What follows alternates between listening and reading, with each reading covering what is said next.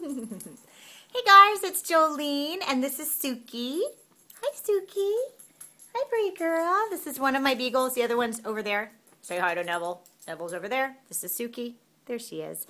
And I just wanted to tell you guys that today I had a grand slam of a workout. Have you ever had those days where you do get the workout in, but it's kind of like meh?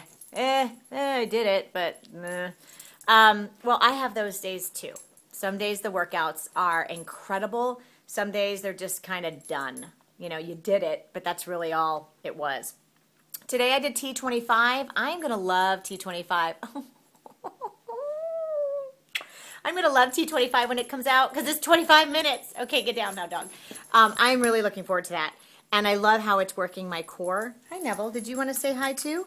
And this is Neville. Yes, they're brother and sister. So, and now they're jealous because I'm loving on both of them, so I'm going to move. So, T25, fantastic.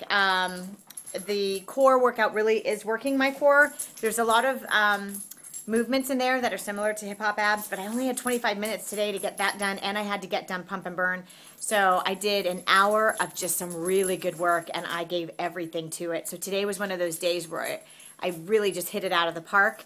You're going to have those days, and you're going to also have the days where you phone it in a way. That's a saying that we use in the theater audition world.